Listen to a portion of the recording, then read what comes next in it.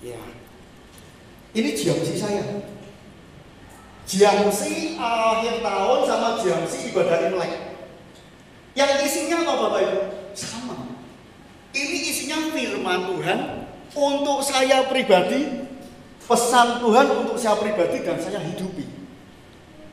Dan saya tidak usah ngocok-ngocok sampai muncul tiang, tidak usah. Saya cuma doa sama Tuhan, ngambil ini jamsi saya. Terus coba lihat jamsimu apa? Dia nanya gitu. Tak buka Bapak Ibu, jamsi saya.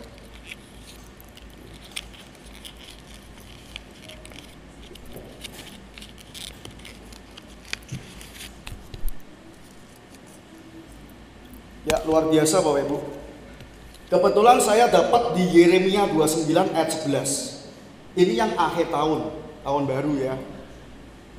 Sebab aku ini mengetahui rancangan-rancangan apa yang ada padaku mengenai kamu. Demikianlah firman Tuhan, yaitu rancangan damai sejahtera dan bukan rancangan kecelakaan. Untuk memberikan kepadamu hari depan yang penuh harapan. Ini pesan Tuhan buat saya. Saya hidupi Bapak Ibu. Jamsi ini saya hidupi buat saya. Ini pesan Tuhan yang luar biasa. Dikoneksikan dengan waktu Imlek, dengan ayat di Mazmur 20 ayat 1. Saya juga dapat, katanya begini firmannya. Untuk pemimpin biduan Mazmur Daud, kiranya Tuhan menjawab engkau pada waktu kesesakan. Kiranya nama Allah Yakub membentengi engkau. Teman saya yang membaca firman ini, dia bukan orang Kristen, tapi dia tahu firman juga, tapi bukan orang Kristen. Sangar firman ini, opo kok? Saya tanya gitu. Seolah-olah dia lebih paham dari saya. Apa kok artinya kok? Saya naik manggil suhu, apa suhu artinya? Wah dibentengi loh. Wah dibentengi dia Tuhanmu. Loh memang Tuhan berbicara bahwa selama dia berfirman kepadaku, dia membentengi saya. Nah ini jamsi yang memang kita terima. Bapak Ibu jangan sepelekan ayat yang kita dapat di awal tahun ataupun di Imlek. Ini bukan sekedar liturgi untuk comot dan kita hanya sekedar baca. Firman ini hidup untuk kita semua. Firman ini berbicara buat kita sesuai dengan keadaan kita. Jadi waktu Bapak Ibu terima firman, percayalah bahwa Tuhan sedang berkata-kata, menyampaikan pesannya buat kita. Dan kita sambut ini dengan luar biasa. Karena firman ini tidak mungkin begitu saja berlalu atas kita, tapi ada sesuatu yang akan mengubahkan kehidupan kita. Mungkin ada yang bilang kok cocok ya, kok pas ya. Itu bukan ngepas-ngepasi Bapak Ibu, tapi memang itu cocok buat kita. Pribadi lepas pribadi. Tuhan bicara melalui firman-Nya karena ada sesuatu yang dia ingin ngomong sama kita. Tuhan tuh selalu ingin bicara kepada kita. Dia ingin sampaikan isi hatinya buat kita. Hei anakku, kamu begini. Ya. Jadi ada sesuatu orang di sana, di luar sana kebingungan. Kalau mau ngambil jamsi harus pakai siopwe, boleh atau tidak. Bolak-balik kayak meeting itu baru diizinkan ngambil. Tapi kalau kita punya Allah yang luar biasa, kita bebas untuk meminta kepada Bapa kita. Dan dia berikan dengan cuma-cuma tanpa syarat apapun. Hebatnya Tuhan kita begitu. Bangga gak jadi orang Kristen. Kita punya Tuhan yang gak ribet. Kita punya Tuhan yang gak hitung-hitungan sama kita. Tapi kita punya Allah yang selalu menyediakan hidupnya, menyediakan dirinya buat kita semua. Cuma sorry ketika kita memiliki masalah, ketika kita memiliki pergumulan, jangan pernah simpan itu dalam pikiran kita, jangan pernah simpan itu dalam hati kita, tapi nyatakanlah itu kepada Tuhan dengan segenap permohonan melalui doa kita. Dan kita yakini bahwa doa yang kita sampaikan kepada Dia, Bapa kita mendengar, dan Bapa kita memikirkannya untuk kita. Dia berpikir untuk memenuhi segala apa yang kita doakan itu dengan cara dan waktunya yang luar biasa atas kita. Amin. Jadi jangan ada orang Kristen yang selalu berdoa, Tuhan, aku tidak dijawab ya. Saya sedikit cerita Pak Ambang sedikit ya. Saya tadi baru cerita sama Pak Ambang, luar biasa. Pak Ambang dulu punya ilmu yang luar biasa, ya. Sangar pokoknya. Ketika terjadi pelepasan, dilepaskan, Pak Ambang terima Yesus. Pak Ambang masih bertanya. Tadi saya cerita dengan Pak Ambang sharing yang paling saya merema. Begitu Pak Ambang tanya sama Tuhan, Tuhan apakah saya sudah dilepaskan semua? Pak Ambang masih tanya, padahal sudah lepas semua. Tapi Pak Mbak tanya, apakah saya sudah dilepaskan Tuhan? Sama Tuhan Bapak Ibu tahu, dijedorkan kepalanya sampai kena apa itu Pak Mbak ya? Sampai sobek, sampai itu Tuhan bicara bahwa engkau masih ragu terhadap aku, bahwa aku sudah mengerjakannya untuk engkau tuntas. Jadi kalau malam hari ini Bapak Ibu, ada yang masih terikat dengan pikiran-pikiran yang meragukan Allah kita. Malam hari ini kita harus bertobat. Malam ini kita harus mengenal bahwa Allah kita tidak akan bisa meninggalkan kita atau membiarkan kita terus terbelenggu dengan pikiran dan masalah itu. Masalah apa bagi dia? Tidak ada masalah yang tidak bisa diselesaikan oleh dia. Karena dia Allah yang ajaib, Allah yang penuh kuasa. Saya punya pergumulan yang rumit, saya bawa doa, selesailah sudah. Tuhan kalau menyelesaikan, sampai saya bingung kok bisa selesai ya. Padahal kalau saya mikir, mungkin bisa bertahun-tahun. Apa alasan kita untuk kita tidak bersuka cita pada malam hari ini? Kita punya pengharapan kepada Tuhan. Kita punya pengharapan. Pengharapan itu esensinya pasti, Bapak Ibu. Pengharapan itu esensinya pasti, kita pasti terima. Tapi waktunya yang kita tidak bisa pastikan. Karena waktunya Tuhan itu yang menentukan, Tuhan sendiri, bukan kita. Tapi esensi pengharapan kita itu pasti. Karena kita berharap, mempunyai pengharapan kepada Tuhan yang selalu memiliki janji yang dia dan amin. Bukan kita berharap, ya. Pengharapan beda sama berharap. Kalau saya berharap kepada Pak DJ, Pak C, aku berharap nanti pulang dari gereja ditraktir kambing gitu ya. Saya berharap ngarep www.ngarep.com gitu ya. Ngarep Bapak Ibu. Tapi tidak ada yang bisa memastikan. Tidak ada dasarnya. Saya percaya bahwa saya akan ditraktir oleh Pak J di kambing. Saya belum ngomong sama dia. Ya kan? Saya ngarep-ngarep dewi. Tapi kalau pengharapan kita kepada Yesus, dia mengenal, dia mengerti, dia memahami apa yang ada dalam pikiran kita, ada dalam hati kita. Yesus mengenal sampai kedalaman hati kita. Pengharapan kepada dia itu hidup dan nyata, tidak ada batasnya, tidak ada kadaluarsanya Bapak Ibu. Dan itu akan nyata buat kita semua. Ya, saya buka dulu. Mari Bapak Ibu.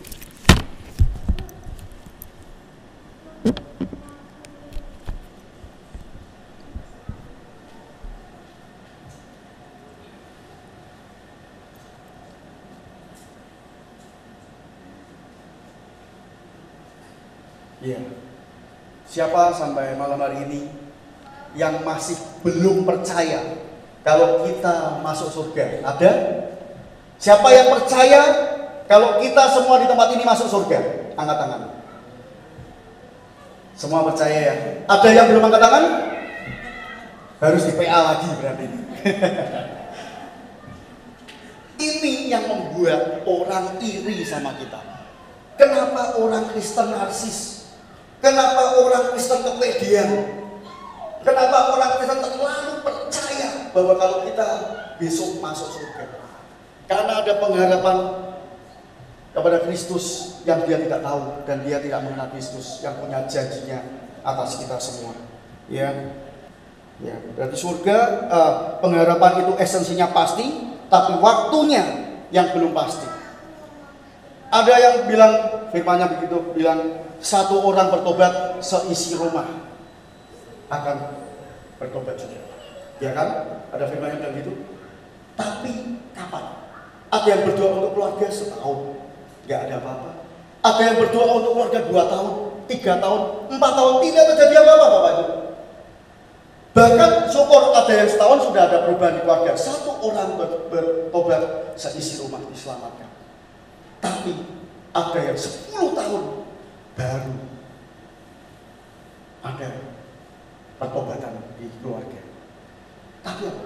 Ada kesetiaan kita, ada rasa percaya bahwa pengharapan kita suatu saat itu akan kita terima. Mungkin kita berdoa untuk istri kita yang sudah setahun, istriku saya doa ini nggak ada perubahan. Setahun, 2 tahun, Tuhan istriku nggak berubah, anakku nggak berubah. Sebaliknya suamiku nggak berubah. 2 tahun, 3 tahun. Kalau kita memiliki pengharapan kepada Yesus, yang itu waktunya dia, suatu ketika kita akan menerima yang namanya perubahan dalam suami kita, atau istri kita, atau anak-anak kita. Ada perubahan yang kita doain dengan air mata. Satu tetes air mata kita Tuhan hitungkan.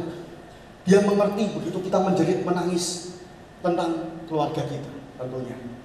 Dia mengerti pergumulan apa yang ada dalam kehidupan kita. Satu tetes air mata diperhitungkan luar biasa sama Tuhan. Ada pergumulan yang berat yang Tuhan berikan. Bapa mendengar dan Bapa bertindak. Bapa mendengar dan Bapa mengerjakan di depan kita. Terlalu jauh sepanjang pikiran kita. Berlipat-lipat kali di depan pemikiran kita. Dia bertindak atas kita. Sudah ada rancangannya yang besar yang Tuhan sediakan buat kita. Amin. Jadi jangan berputus asa bahwa suamiku tidak bisa berubah. Jangan putus asa Bapak Ibu. Ketika doa itu disampaikan, Bapak mendengar bahwa Tuhan, anakmu berdoa untuk suaminya bertobat, berubah. Tuhan tidak tinggal diam Bapak Ibu. Tuhan tetap memikirkan bagaimana suami ini bisa berubah. Tuhan mengejar terus hatinya, mengejar terus hidupnya, mengejar terus kelemahan suami ini. Sehingga suatu klik suami ini menangkap Tuhan. Dan ada hubungan yang pribadi atas dia, ada perubahan. Dan ada keadaan yang membuat takjub. Si istri membuat takjub bahwa suamiku berubah dengan luar biasa, dengan tidak ada tuntutan apapun. Ya. Kristen adalah agama. Agama isinya apa Bapak Ibu? Tuntutan, penghakiman, aturan. Gak cuma agama Kristen, semua isinya tuntutan, penghakiman. Kalau lu gak taat, lu dosa, masuk neraka. Kalau lu gak taat, akan setan, iblis akan mencengkeram hidupmu. Isinya apa Bapak Ibu? Menakutkan, kita takut-takut. Ya, tapi kekristenan berbeda. Kekristenan itu pengalaman kita berjalan bersama Tuhan. Pengalaman kita berjalan bersama Yesus, itu namanya kekristenan. Dalam kelemahan apapun kita bersama dengan Dia. Makanya dalam kelemahan apapun, kalau kita bergandengan tangan dengan Yesus, semuanya akan menjadi indah. Tidak ada menjadi yang menakutkan kehidupan kita. Karena Yesus diberitakan ada sukacita, ada pengharapan, ada kemuliaan yang ada di situ. Bukan penghakiman, bukan tuntutan, bukan beban, tetapi ada kemuliaan dari Allah Bapa yang diberikan buat kita. Ya. Kita lanjut dulu, kita baca di Roma pasal 5. Multimed bisa dibantu, Roma pasal 5.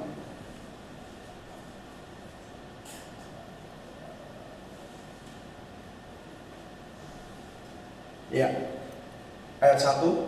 Sebab itu kita yang dibenarkan karena iman, kita hidup dalam damai sejahtera dengan Allah oleh karena Tuhan kita Yesus Kristus. Ya, di ayat 1 ini dikatakan karena kita dibenarkan karena iman. Ya, kita yang harusnya tidak layak, kita yang harusnya tidak punya nilai apapun, tetapi dengan iman yang teguh dan kita berpengharapan kepada Dia, kita berkata firman-Nya, kita dibenarkan. Ya, orang Kristen, gereja, agama itu kita mencari yang namanya keselamatan supaya kita hidup selamat. Ya, kita cari melalui agama ini, Kristen.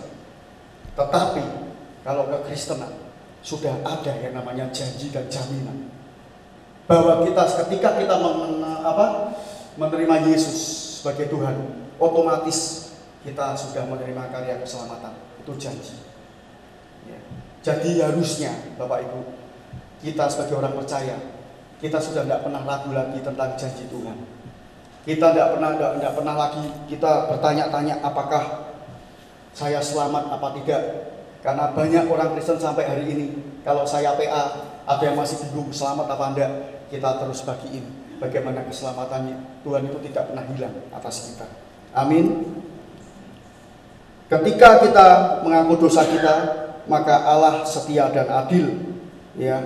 Jadi ketika kita bertobat, kita tidak bertobat meninggalkan hal yang lama, yang buruk, Tuhan akan berlaku adil atas kita. Dia pembela kita. Banyak orang Kristen yang mengaku cinta Yesus, tapi tidak bisa meninggalkan dosa. Dulu saya mengaku cinta Tuhan, Bapak Ibu, tapi saya jatuh bangun terus dalam dosa. Itu artinya apa? Saya sepelekan dia. Saya tidak takut akan dia.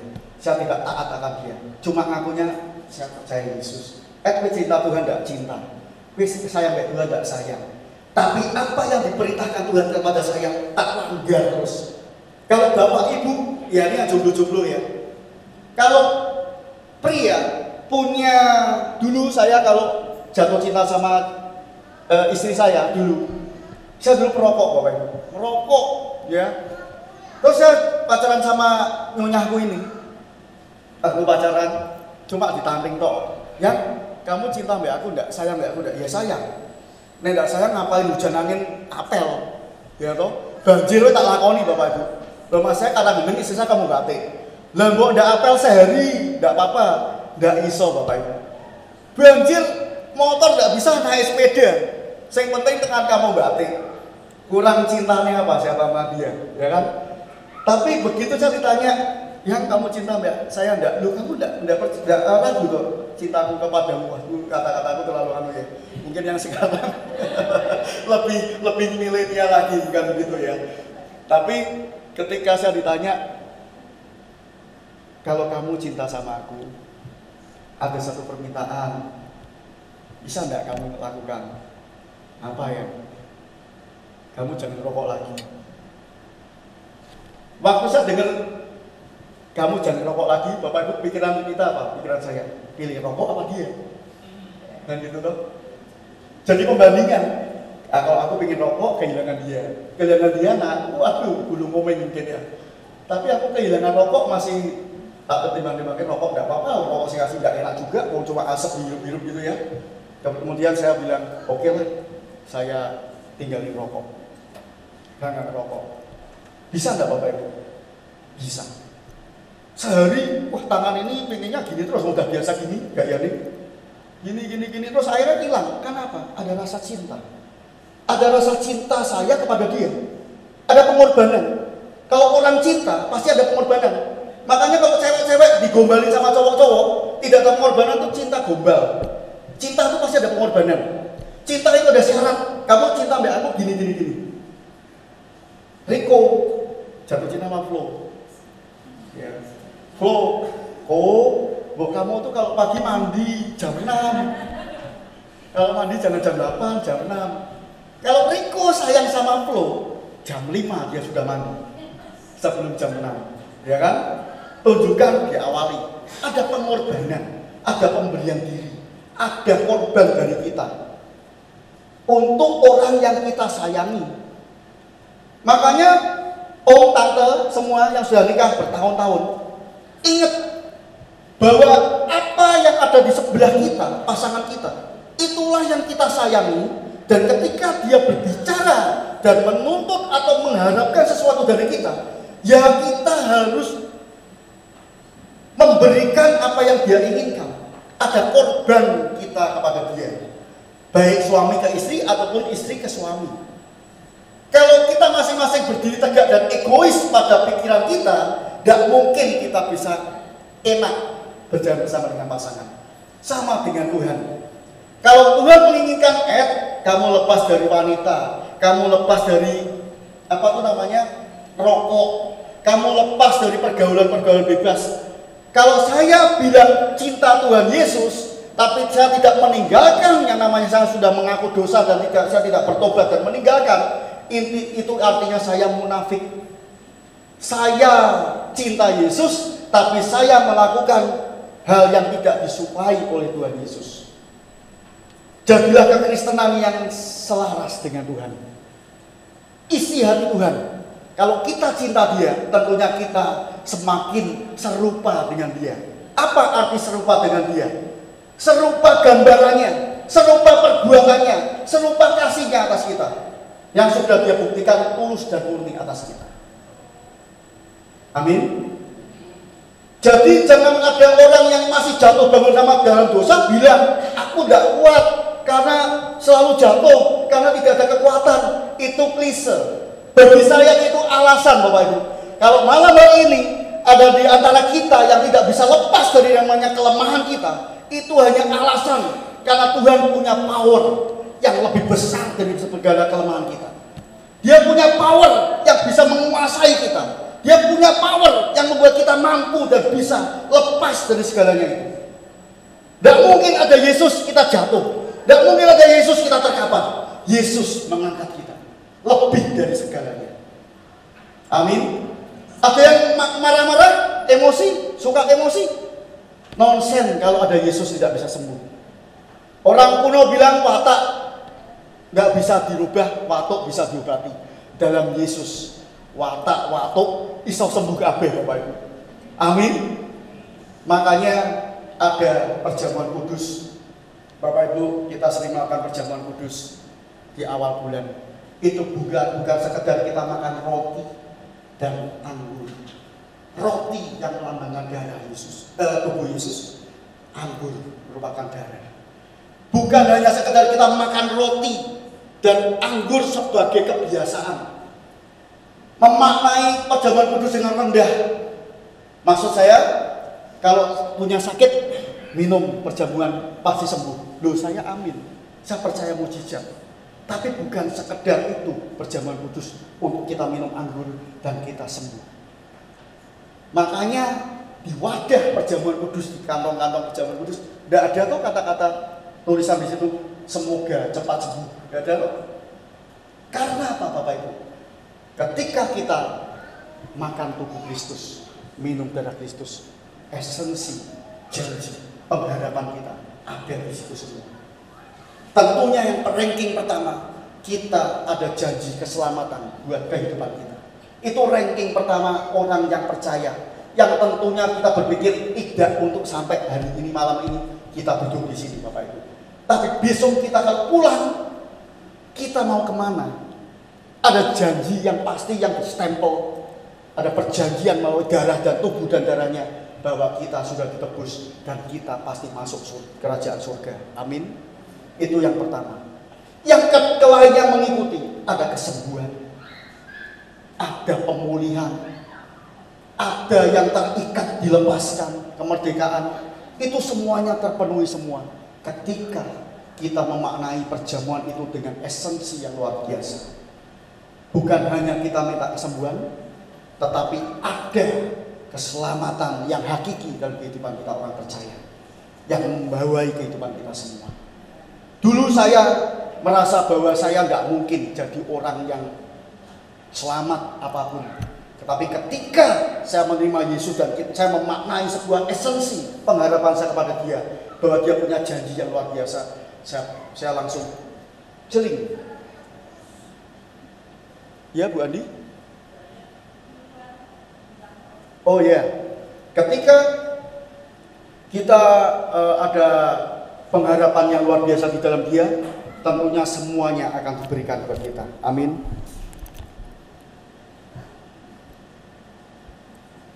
Kemudian ayat yang kedua, Roma 5 ayat kedua, multimat. Oleh Dia kita juga beroleh jalan masuk oleh iman kepada kasih karunia ini. Di dalam kasih karunia ini kita berdiri dan kita bermegah dalam pengharapan akan menerima kemuliaan Allah. Nah, yang kedua, Bapak Ibu, ya, di sini kita berbicara tentang kasih karunia. Apa itu kasih karunia? Apa itu kasih karunia? Kasih karunia itu grace. Kasih karunia itu anugerah. Makanya mungkin saya punya anak ketiga cewek, tak namain Grace. Bagi saya itu anugerah buat keluarga kita. Kasih karunia, Grace. Ya, makanya saya bilang sama Grace, Grace, namamu itu indah. Kasih karunia, menjadi berkat buat keluarga, menjadi sesuatu yang indah buat keluarga. Dan kasih karunia ini ada 3 tingkatan, Bapak Ibu. Kasih karunia itu grace, anugerah. Yang pertama Bapak Ibu, ya, itu berbicara mengenai upah. Upah itu apa Bapak Ibu? Upah itu sesuatu hal yang kita terima karena kita layak menerimanya. Kita mengerjakan sesuatu, kita pasti dapat bayaran, ya Bapak Ibu. Kalau karyawan bekerja kepada bos, bekerja dengan bagus, tiap bulan kita mesti apa? Dapat apa? Gaji. Karena apa? Itu hak kita menerima gaji. Kalau kita sampai tidak digaji, kita bisa protes. Bos, gajiku mana kok aku tidak digaji? Kita bisa demo, ya kan? Karena itu hak kita menerima gaji. Itu upah namanya. Itu layak kita terima karena kita mengerjakan sesuatu dan kita layak. Makanya kalau orang bekerja pagi, siang sampai malam, jangan heran Bapak Ibu kalau orang itu sukses. Kita tidak boleh meri sama orang yang malas. Orang malas iri sama orang sregep, orang rajin. Keliru Bapak Ibu. Lah kamu bangun jam 9, jam 10 baru kerja, dia jam 5, jam 6 udah berangkat, sudah berkarya. Bahkan kita pulang kadang-kadang jam 2, jam 3 udah pulang, dia pulang jam 10 baru pulang. Ketemu pulang anaknya udah tidur, istri udah tidur. Kadang-kadang ada toh Bapak Ibu yang suami-suami nggak sempat lihat anaknya bertumbuh. Pulang istrinya udah tidur, ngambil makan dewi, atau mau pulang makan dulu sampai rumah. Dia tahu istriku udah tidur, anakku sudah tidur, dipopok, nak tidur, nggak bisa apa-apa. Besok pagi istri belum, mungkin kalau istri udah bangun, anak belum bangun, kita nggak tega bangunin. Dia masih istirahat, kita sudah harus berangkat, apalagi luar kota. Jangan heran kalau orang seperti itu sukses Bapak Ibu, karena dia rajin, dia setia melakukan pekerjaan itu dengan setia. Biarpun hal kecil, kerjaan setia akan jadi besar. Itu namanya upah yang kita layak terima. Makanya kalau ada orang membanding-bandingin, lu kok lebih sukses, lalu kerja berapa? Tapi beda kalau dikatakan bahwa aku tidak kerja, terus istriku yang misalkan tidak kerja juga, dua-duanya tidak kerja, saya kerja jam 9 sampai jam 2, sudah dapat sekian cukup, ya cukupkanlah dengan apa yang yang diterima. Tapi ketika Bapak Ibu dilakukan sampai jam 10, dia akan menerima lebih plus. Ya, itu upah namanya yang layak. Yang kedua, hadiah. Hadiah itu bisa iya, bisa enggak. Kita bisa enggak nuntut orang memberi hadiah kita? Enggak bisa. Bisa iya, bisa tidak. Tapi kalau kita menerima pasti ada alasannya hadiah itu. Jadi kalau kita dapat hadiah, kita nggak bisa nuntut. Kita nggak bisa harus kita dapat hadiah, nggak bisa. Atau door prize itu ya. Tapi ada alasan kita menerima hadiah itu. Bahwa kamu kerja bagus, ada prestasi, ada reward, dapat hadiah. Kalau di kantor ada reward, ya dapat hadiah. Ada sesuatu yang kita dapatkan, ada alasannya.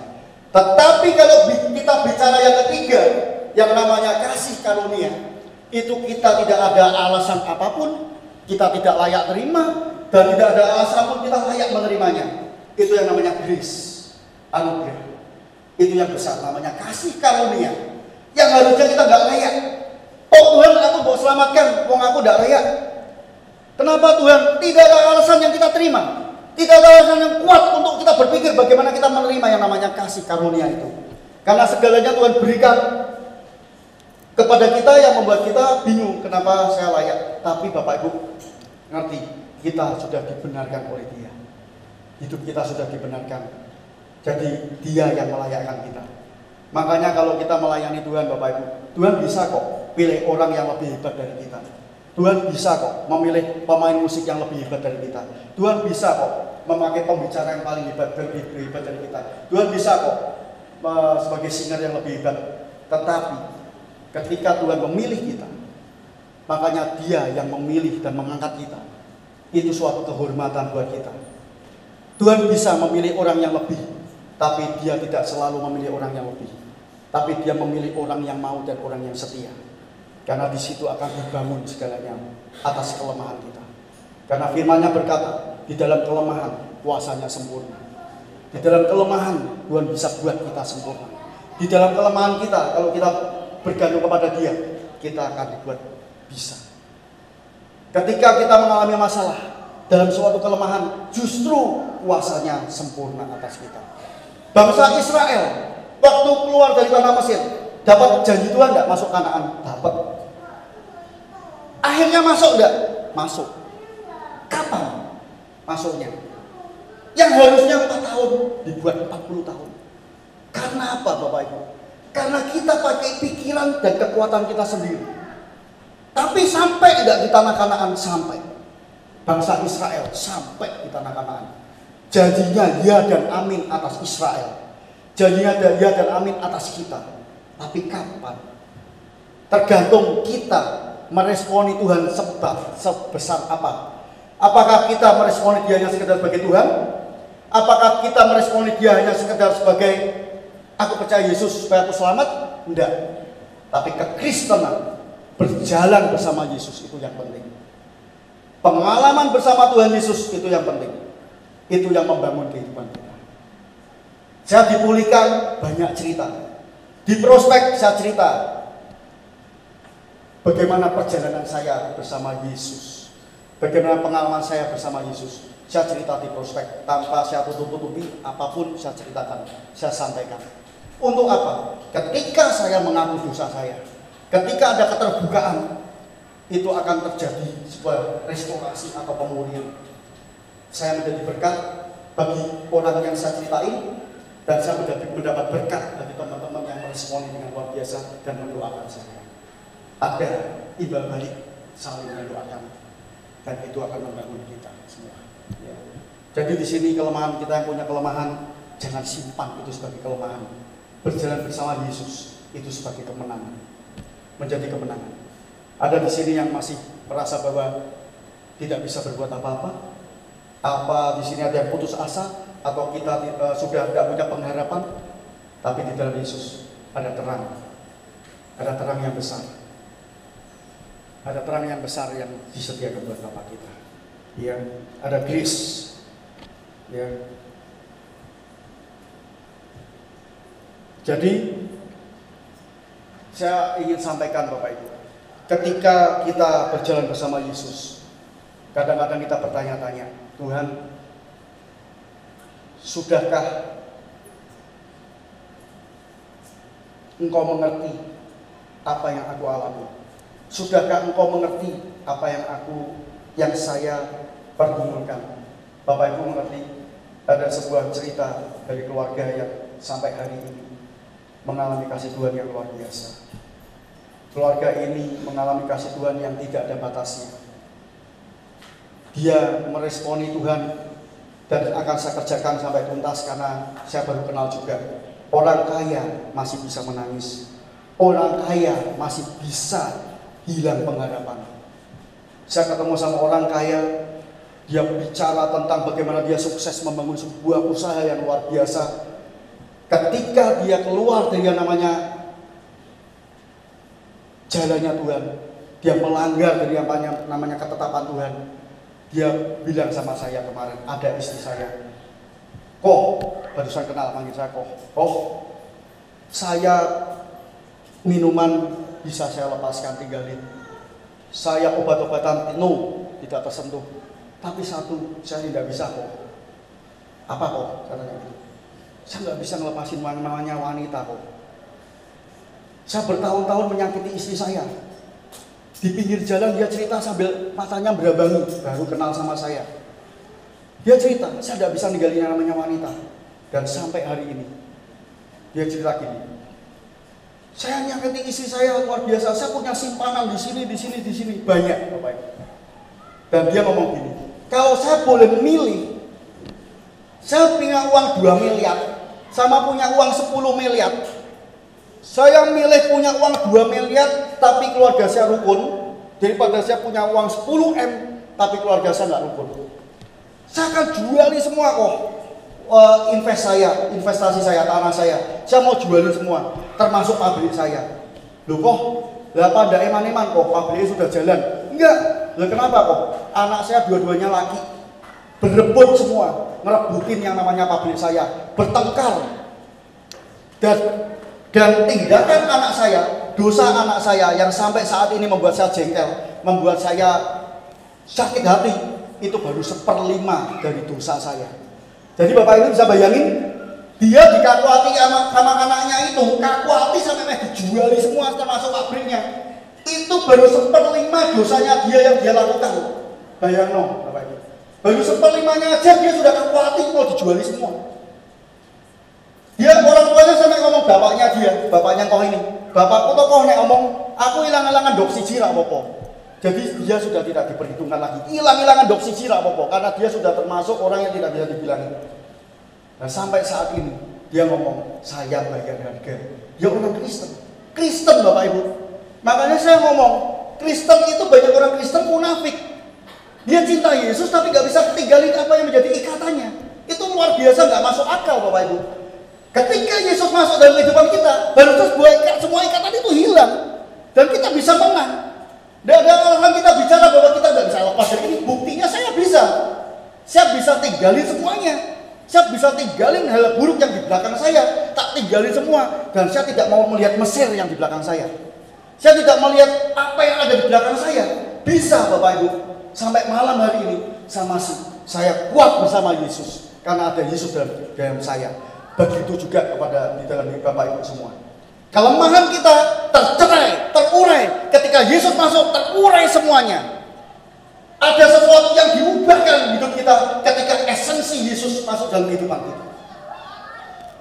Keluarga hancur, tidak mungkin kalau ada Yesus. Keluarga mau pisah, mau cerai, tidak mungkin kalau ada Yesus dalam keluarga kita. Ada jalan keluar Bapak Ibu, dan yakin kapan waktunya Tuhan pasti jadi. Tuhan cuma ingin kesetiaan kita, pengharapan kita kepada Dia. Bukan kita berharap yang tidak mungkin, tetapi pengharapan kita yang mungkin dan ada janji untuk kita.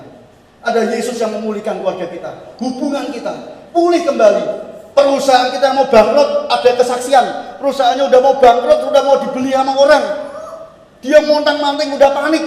Dia tersungkur pada Tuhan, besok perusahaanku sudah kolab, sudah mau digembok, disegel sama bank, tidak bisa bayar hutang. Mujizat terjadi ketika Yesus masuk dalam kehidupannya. Dia terima Yesus, tinggalkan dosanya. Dia berjanji untuk melepaskan segalanya. Sampai hari ini orang ini berdiri dan semakin sukses, keluarganya diberkati Tuhan luar biasa. Yesus mengubah kehidupan kita Bapak Ibu. Yesus mengubah hati kita. Yesus mengubah karakter kita, sudut pandang kita, diubahkannya semua. Tidak ada yang terbatas bagi Dia. Ada yang sesuatu yang disimpan, yang akan diberikan buat kita, tepat sesuai dengan waktunya. Disimpan, disiapkan segala sesuatunya. Kita menabung, kita tabung. Suatu ketika kita ambil sebuah deposito yang luar biasa. Yang sudah Tuhan kumpulkan bahwa kamu sudah siap, kamu sudah lengkap, kamu sudah layak untuk menerima segala sesuatunya. Itu kehidupan saya pribadi, saya merasakan sesuatu yang dahsyat Bapak Ibu. Asal jangan saya menengok ke belakang. Kalau saya menengok ke belakang, Mesir itu indah, Mesir itu menarik, dan saya takutnya saya akan terseret kembali ke masa lalu saya, dan saya bisa terhilang daripada Tuhan. Tapi tujuan saya lihat ke depan, Mesir saya tinggalkan. Bangsa Israel menujunya Kanaan, dikejar Mesir, laut sampai dibelah. Tuhan sampai katakan tuh di ayatnya yang beberapa waktu yang saya sampaikan, tidak akan kau lihat lagi tentara yang mengejar kamu. Kamu tidak akan melihat lagi tentara yang mengejar kamu di belakang itu. Waktu laut terbelah, orang Israel masuk ke belahan laut itu. Di belakang tentaranya masuk enggak? Masuk, nyusul, semua masuk. Tapi ketika bangsa Israel sudah sampai ke tempat tujuan, laut itu ketutup kembali. Firman Tuhan katakan, tidak pernah kau lihat lagi apa yang ada di belakang. Terkubur semuanya. Itu artinya apa Bapak Ibu? Sudah terkubur semuanya apa yang menjadi masa lalu kita. Masa lalu boleh ada sebagai pijaan supaya kita berpijak untuk melompat ke depan. Kehidupan kita harus melompat lebih baik lagi. Masa lalu itu hanya masa lalu. Ada lagunya tuh, masa lalu biarlah masa lalu. Ya kan? Bu Har ketawa, itu musiknya apa Ibu lagunya ya? Masa lalu biarlah berlalu. Tetapi bersama Yesus ada pengharapan yang murni. Saya bersama istri saya, keluarga saya bagiin ke anak-anak saya. Bapak Ibu percaya enggak? Ketika saya berdosa, ketika saya sudah menanggung dosa saya, takut ya Bapak Ibu? Takut. Ketika masa lalu saya menanamkan dosa, merusak ini gitu ya. Membuat sesuatu yang tidak baik, menyakiti orang, menghancurkan orang lain. Saya merasa ketakutan, Bapak Ibu. Saya memiliki anak perempuan soalnya. Saya sampai ngomong sama istri saya, yang aku punya anak cewek. Tapi ketika saya bawa dalam doa, saya patahkan segala apa yang menjadi ikatan saya. Saya patahkan, tidak ada lagi ikatan yang mengikat saya, kutuk yang mengikat saya. Saya doain anak saya satu persatu. Tidak ada hubungan engkau dengan masa lalu, Papi. Tidak ada hubungan engkau dengan apa yang terkutuk yang sudah Papi lakukan. Karena engkau dibenarkan oleh Yesus, dimenangkan. Anak saya sudah tak blessing satu-satu. Karena apa, Bapak Ibu? Sebagai bapak saya takut. Saya punya, kadang-kadang saya ditegur sama istri saya. Nek anakku lanang rak popo no. Loh, Bapak Ibu keliru. Ini saya juga dibenarkan pencerahan dari istri saya. Laki atau perempuan sama, Bapak Ibu. Dulu kalau orang laki kan, nek orang kuno kan enggak.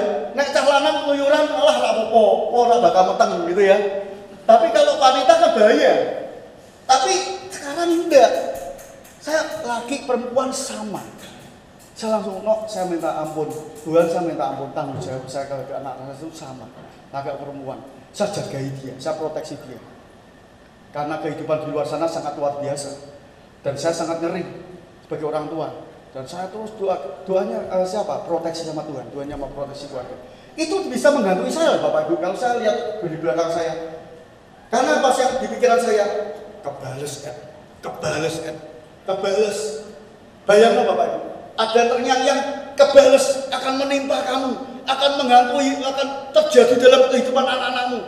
Bapak Ibu pada keringat dingin, Bapak Ibu. Keringat dingin. Tapi saya percaya Yesus sudah memproteksi kehidupan saya. Ketika saya mempunyai esensi pengharapan kepada dia dan memanggil dia masuk dalam kehidupan saya dan keluarga saya, semuanya akan dihancurkan, ditenggelamkan. Tidak ada lagi yang menghantui kehidupan saya. Amin. Bapak Ibu semua di tempat ini, jangan ada kehidupan masa lalu kita menjadi balok atau martil yang terikat dalam kaki kita untuk kita maju dalam Yesus. Martil itu maunya apa toh? Berhenti. Martil itu maunya apa toh? Kita mau nyeret gini, nggak usah lah. Sini aja lah, capek loh kamu nyeret, ini berat. Tapi lepaskan martil itu dan kita berlari. Yesus yang melepaskan segalanya. Amin. Dan ayatnya yang 3.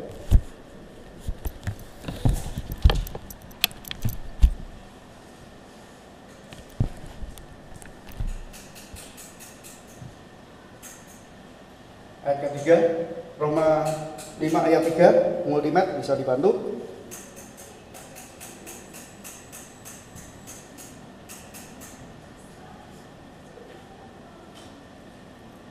Roma 5 ayatnya yang ketiga.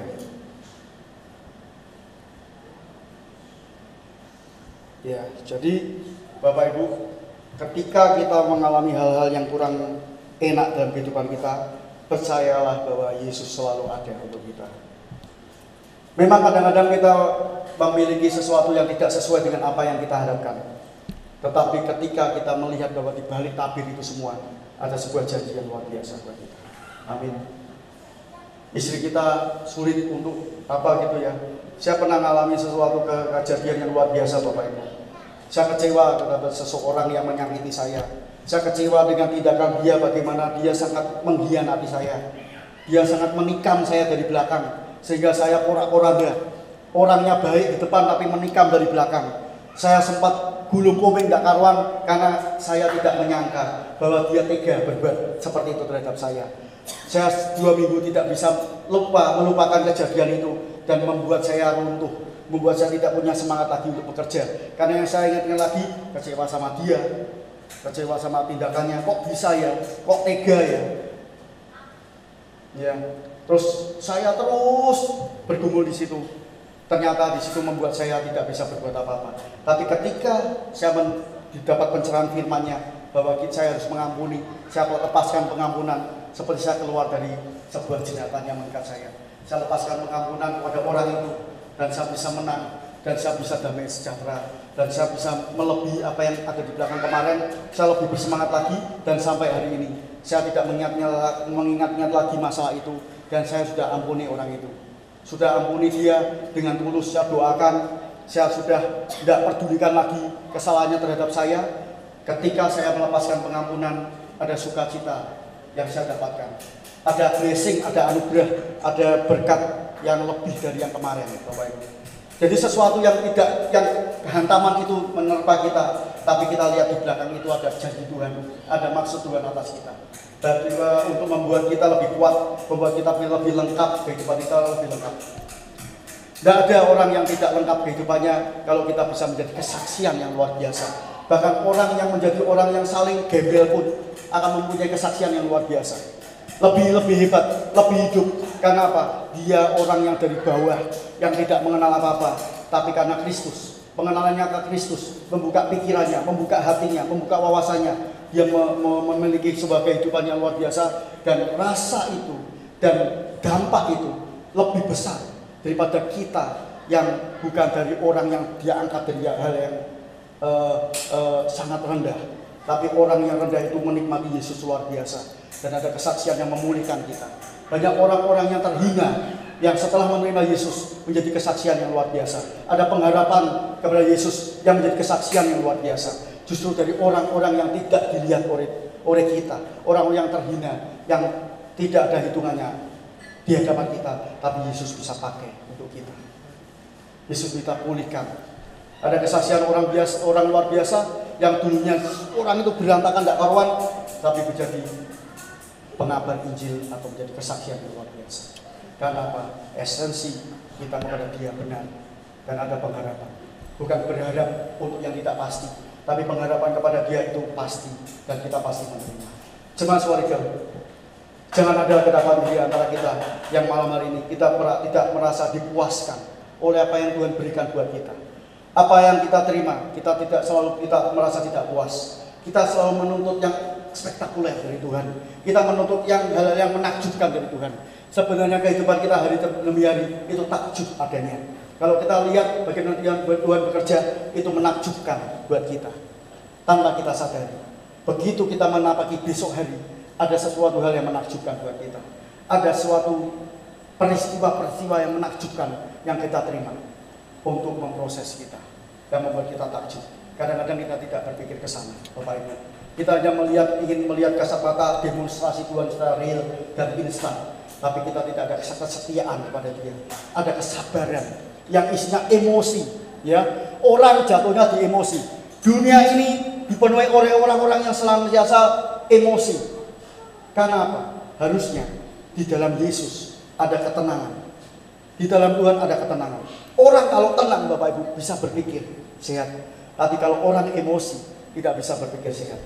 Ketenangan jiwa kita hanya ada di dalam Yesus.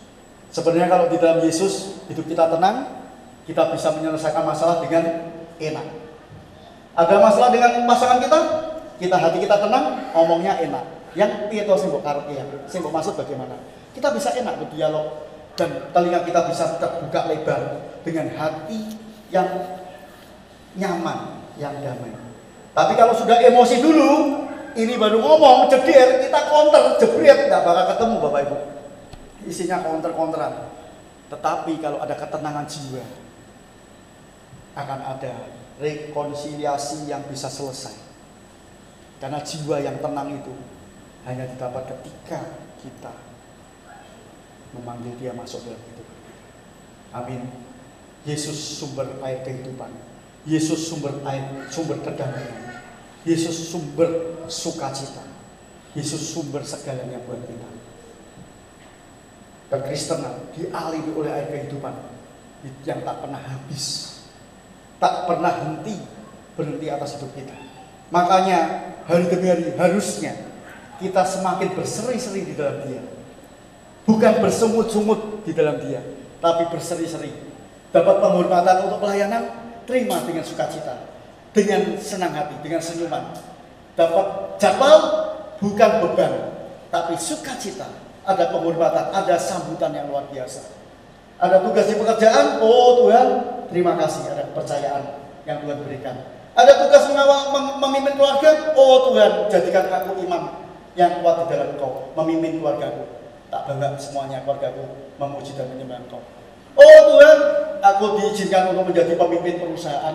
Jadilah pemimpin perusahaan yang hebat, yang bijaksana, bisa memimpin karyawan luar biasa. Oh Tuhan, aku diizinkan jadi karyawan atau pengusaha atau kaum profesi. Jadi kaum profesi yang profesional, yang takut akan Tuhan, membawa nama Tuhan dipermuliakan. Itu kesempatan-kesempatan itu jatuh pada kita, diberikan kepada kita. Yang kita harus jaga itu Bapak Ibu. Kekristenan menjaga maunya Tuhan. Kekristenan menjaga nilai-nilai dari Tuhan.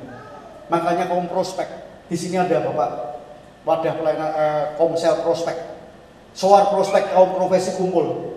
Di situ dibangun apa Bapak Ibu? Supaya kita dibangun menjadi pengusaha yang takut akan Tuhan. Banyak pengusaha yang menjalankan bisnisnya dengan tidak benar, menghalalkan segala cara untuk mendapatkan keuntungan. Tapi kalau takut akan Tuhan, bisnis itu akan dibukakan tingkat langit yang luar biasa. Membangun karakter sebuah kepemimpinan yang luar biasa di prospek kaum profesi. Keluarga, ada suara family. Untuk apa tuh Bapak Ibu suara family? Kenapa kita kadang-kadang ajak, ayo Pak kita suara family, ayo Pak kita kumpul suara family. Itu apa tuh Bapak Ibu?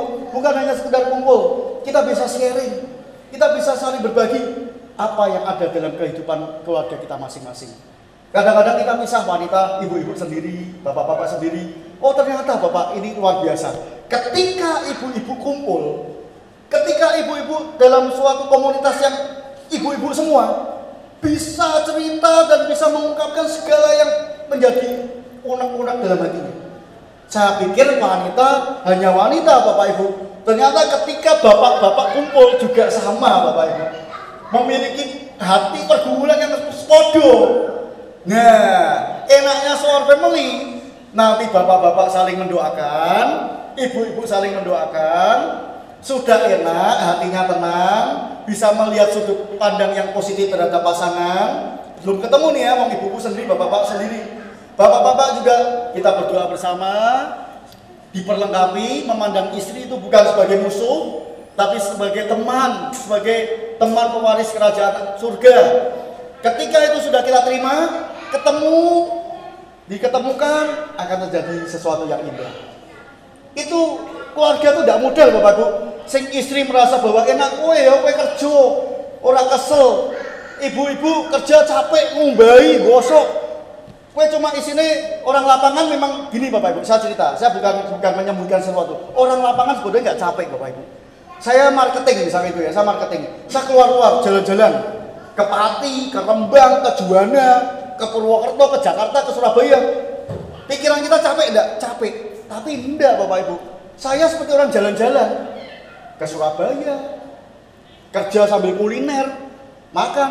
Tapi coba bayangin Bapak, istri kita di rumah, kalau jadi ibu rumah tangga, saya suruh ijolannya belum tentu kuat Bapak Ibu. Ngumbahi, gosok, setiap hari gitu. Saya pernah digodain sama istri saya, yang ijolan yang suatu ketika kamu di rumah saya sing kerja, mungkin saya bisa stres Bapak Ibu. Ya, tiap hari gosok, padahal saya paling nggak telaten gosok. Tapi itu ada bagian sendiri yang saling memperlengkapi antara kita. Istri memperlengkapi suami, suami memperlengkapi istri. Itu pelayanan suara family. Makanya di Suarigel ada pelayanan suara family yang kita bangun bersama supaya keluarga itu kuat. Ya, ada pengharapan dalam Kristus yang tentunya dan pengharapan itu mengubahkan keluarga. Suara family. 5 menit lagi. Ada suara youth, anak-anak muda. Di sini anak-anak muda punya problem yang beda lagi. Dia punya impian, dia punya mengejar sesuatu yang wah luar biasa anak-anak muda. Ya di sini berdoa bareng. Ya, ada yang anak muda itu kan energinya gede banget Bapak Ibu. Ya di pelayanan suara youth ini, wah akan ada suatu komunitas yang luar biasa. Makanya kita saling mendoakan itu enak Bapak Ibu. Karena di sana ada Yesus. Dikatakan 1-2 orang berkumpul Yesus ada. 1-2 orang berkumpul itu Tuhan hadir Bapak Ibu. Nah ketika kita berkumpul Tuhan ada, Dia akan memberikan wisdom. Seperti tema tahun ini, wisdom, hikmat. Bagaimana kita memiliki pikiran Allah yang mengubahkan kita. Hikmat Ya. Yang dulunya ingin usaha apa, bingung, celing, punya ide, wah aku akan buat seperti ini, menciptakan produk seperti ini. Dulunya nggak punya pikiran apa-apa. Ketika Yesus masuk, hikmatnya turun, celing ya, ada peluang-peluang ini bisa kita kerjakan. Itu kaum profesi. Keluarga juga sama, Bapak Ibu. Ada pencerahan bagaimana imam itu harus memperhatikan istri dan anak-anak. Kadang-kadang imam itu takabur, memperhatikan dirinya sendiri. Ya, imam, tapi ditanyai istrinya baru apa, anaknya baru apa, nggak ngerti. Padahal dia imam. Ditanya istrinya sukanya apa, anaknya sukanya apa, nggak ngerti. Saya contohnya Bapak Ibu. Saya kadang-kadang sempat bertobat, minta ampun sama Tuhan. Saya kalau ngambil rapot ditanya sama miss-missnya, Pak, anaknya kelas berapa? Saya sampai nggak ngerti loh Bapak Ibu. Oh iya miss, anak saya kelas berapa ya? Stanley dulu tadi mahasiswa, karena saya 4 Bapak Ibu, 4 itu kalau ngambil rapot taruhan sama istri saya, nggak mungkin 4-nya tak rapot semua. Istri saya 2, saya 2, supaya waktunya cepet. Tapi begitu saya dikasih mandat sama istri saya, kamu yang SMP ya, sama sana sampai bingung, ditanyai, Pak, namanya siapa? Anaknya Stanley, kelas berapa? Wah, Miss Stanley kelas berapa ya? Loh, terus dilihatin tabelnya panjang sampai kelamanan, sampai belakang antri, saya sungkan. Ya, tadi saya merasa yang aku anakku dewe sampai nggak ngerti kelas piro. Karena apa? Pikiran imam. Ya ini loh pikiran pria Bapak Ibu. Pria tuh pikirannya cuma apa aja? Bagaimana mencukupi kebutuhan keluarga, bagaimana caranya mencari duit supaya keluarga tuh dapurnya ngebul. Ya toh, dapur selalu ngebul, tapi tidak memikirkan perhatian yang lain. Tapi imam ternyata dibutuhkan sebuah perhatian. Ya, Valentine kemarin, ternyata Bapak Ibu ngerti Valentine kemarin, istri saya tuh sederhana, pengen dibeliin coklat. Padahal saya seumur itu tidak pernah beliin coklat Bapak Ibu. Saya tuh tak pikir Valentine yang ngomong benar sayang-sayangan, tidak ada masalah. Tapi Valentine ternyata dia butuh coklat. Lalu lucunya lagi ketika anak-anak, nanti beli coklat ya, karena aku mau beliin Miss coklat. Saya baru lupir. Loh, anakku kok merhatikan Miss ya, beli coklat ya. Padahal sebelah tuh istri saya. Belinya di mana? Indomaret. Wah, bohong, murah di Gambaru yang kemarin beli 1 box lebih murah. Alah, kalau sudah kadung ya Indomaret lagi toh. Saya beli di Indomaret buat siapa toh? Grace buat Miss, Stellen buat siapa? Stellen Miss. Saya langsung, untung saya waktu itu guyonan di grup. Ada enggak petis kasih sayang? Terasi apa petis ya lupa?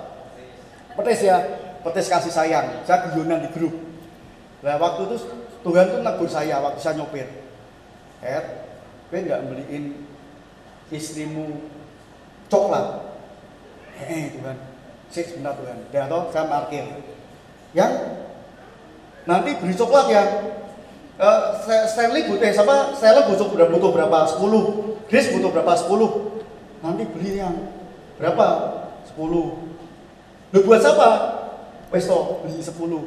Dah, itu saya bawa 30 Bapak Ibu. Sampai mobil dibagi Stellen sama Grace. Dah, yang 10 dikasihin. Yang 10. Terus krim ya. Yang ini buat kamu. Lah, wong sing beli aku, kecuali nek sing turun kamu beliin kasih ke saya. Loh, itu loh, wanita tuh gitu Bapak Ibu. Pengennya kita beli ini loh bunga.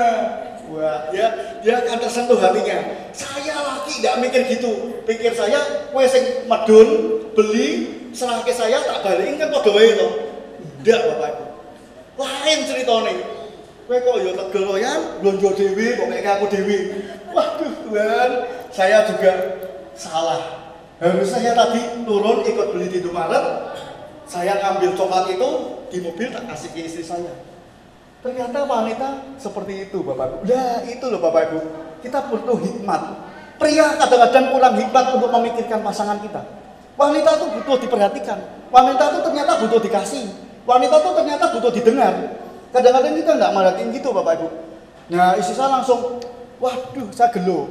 10 coklat ini 50% sudah tidak ada bagi saya. Wah saya kok dia belanja dewi.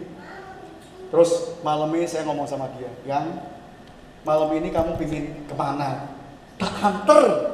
Lu kenapa ya? Aku pingin bayar. Lu mau Indomaret jalan beli coklat ngasihin kamu, tak bayar kamu pingin kemana tak hanter ki. Karena apa? Saya merasa saya belum berkorban untuk dia. Nah itu tadi saya katakan, ada pengorbanan untuk kekasih kita. Kalau kita tidak berkorban, rasanya kok belum ada sesuatu yang kita berikan buat dia. Tidak ada tindakan. Tapi kalau saya sudah bertindak, lego rasanya. Itu pada sama dengan kita sama Tuhan. Kalau kita sudah melaksanakan apa yang Tuhan mau, lego rasanya. Ada pengorbanan buat kita. Ada ego kita yang dilepaskan, kita lego. Karena apa? Tuhan disukakan, Tuhan dimuliakan, kita lega. Ya. Makanya di sini kemarin ada istri yang belum dapat coklat. Tante dikasih coklat sama Om enggak? Nah, waduh Om, besok beli ya Om ya coklat ya. Coklat ya. Yang lebih parah lagi Bapak. 2 menit saya akhiri karena waktu habis. Hari ulang tahun istri saya sampai nggak tahu juga. Kebangetannya saya sampai hari ulang tahun istri saya nggak tahu juga. Itulah pria. Ya. Pria pikirannya simple, tapi wanita perasaannya kena. Sedangkan istri saya, kalau saya ulang tahun, dia selalu ingat dan dia selalu masak buat saya. Dan tahu-tahu kalau pagi saya ulang tahun, wong saya yang ulang tahun sendiri kadang-kadang lupa Bapak Ibu. Saya ulang tahun sendiri kadang-kadang lupa, tapi istri saya tahu-tahu pagi-pagi nyium kening gini tuh, ya jam 4 pagi tahu-tahu kening saya dicium sama dia. Saya bangun, apa ya? Selamat ulang tahun ya yang. Waduh langsung diliwir air mata saya. Yang aku dewi sampai lali nih, hari ini ulang tahun lah ya. Lu kamu tuh hari ini ulang tahun. Aduh yang umur itu piro yang hari ini kamu 48 loh yang. Wis tua ya 48 ya. Langsung saya berpikir dia 48 nih. Dan kok 35 terus apa 30 gitu ya. Dan 48 nih. Wah, nganu apa namanya? Istri saya langsung memeluk saya dan mendoakan saya. Yaitu wanita hebatnya begitu. Dan pria, yuk kita belajar bersama. Kasihlah pasangan kita. Perhatikanlah dia. Anak kita juga. Anak kita ternyata butuh perhatian dari kita juga, para imam. Ya, bukan hanya sekedar kita untuk kita, tapi imam itu mencukupi segalanya. Ternyata kehadiran kita dibutuhkan, Bapak Ibu. Imam itu dibutuhkan dalam kehadiran dan keluarga. Ya makanya bapak-bapak di sini jangan merasa tidak ada harganya kalau kita pulang dari kerja ataupun apa. Pulang kita dapat sambutan yang luar biasa. Kita ada penerimaan, ada kangen. Ya. Imam itu selalu dirindukan. Imam itu selalu dirindukan kehadirannya buat keluarga. Kalau sampai imam sudah tidak dirindukan, waduh bahaya. Ya.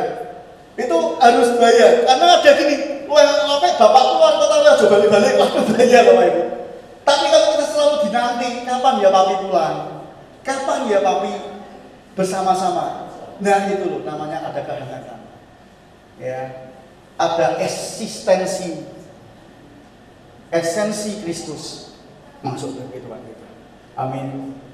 Jadi anak-anak muda yang berjomblo, yang mau merit, ya, yang persiapan nikah, Riko, jadilah imam yang selalu memperhatikan pasangan kita. Kalau sudah punya anak, jadilah imam yang ada atas anak kita. Jangan sampai anak kita merasa terhilang. Jangan sampai anak kita merasa gak ada efeknya aku punya imam. Tapi imam itu mempengaruhi seisi rumah. Seisi rumah dipengaruhi oleh yang namanya imam.